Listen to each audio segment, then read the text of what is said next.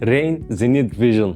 Това е програматор за автоматично поливане, който се монтира на открито, под навес, беседка или друго защитено място в градината. Използва се за големи градини с 6, 8, 12 или цели 16 зони в зависимост от модела, с 4 различни програми за работа. Захранва се директно от електрическата мрежа, а вградената батерия запазва всички настройки при спиране на тока. Програматорът се свързва с датчик за дъжд, като контролира сензора по зони. Има опцията да управлява водна помпа за захранване на поливна система и помпа, която инжектира торове чрез допълнително реле. Може да се управлява от телефона чрез Bluetooth с обхват до 50 метра или да се добави допълнителен модул, който позволява управление от разстояние чрез Wi-Fi. Бюджетната функция дава възможност за регулиране на времето за поливане според сезона. Нека го настроим. Започвате с захранването. Отваряте капачето на програматора и свързвате кабелите за захранване към клемата. Включвате щепсела в контакт. Програматорът светва. Това означава, че е готов за настройка. Следващата стъпка е приложението. Инсталирате Rain Vision на телефона си.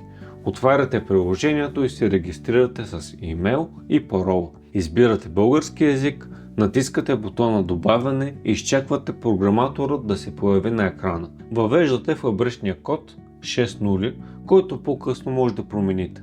Важно е да знаете, че докато устройството е сдвоено с този телефон, не може да бъде сдвоено с друг. След успешно сдвояване, натискате иконката на програматора и влизате в менюто с настройки.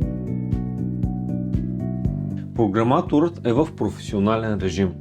На екрана виждаме 4 бутона: програмиране, ръчно поливане, допълнителни настройки и включване-изключване. Избирате програмиране и след това програма А.